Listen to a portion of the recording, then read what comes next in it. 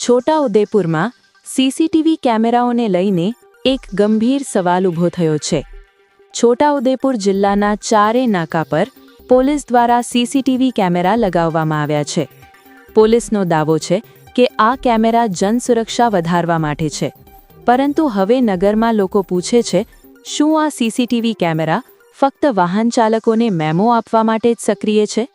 તારીખ 2/2/2026ના રોજ એક નાગરિક ગુમ થયાની લેખિત અરજી પોલીસમાં આપવામાં આવી હતી। આજે 5 દિવસ વીતી ગયા છે, પરંતુ ન કોઈ સ્પષ્ટ જવાબ, ન કોઈ કાર્યવાહી અને ન જ પરિવારને કોઈ માહિતી।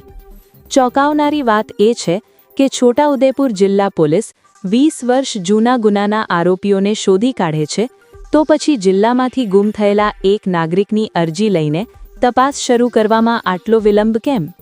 દરેક નાકા પર સીસીટીવી કેમેરા હોવા છતાં તેનો ઉપયોગ ગુમ થયેલા નાગરિકની શોધખોળ માટે કેમ થતો નથી?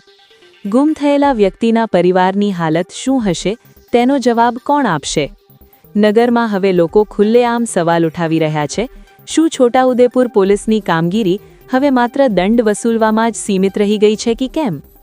પ્રિય દર્શક મિત્રો, આપના વિસ્તારની આવી જ તાજી, સચોટ અને વિશ્વસનીય માહિતી માટે ઈ-ક્રાંતિ ન્યૂઝ ચેનલને તુરંત સબસ્ક્રાઇબ કરો અને લાઇક કોમેન્ટ કરવાનું ભૂલશો નહીં।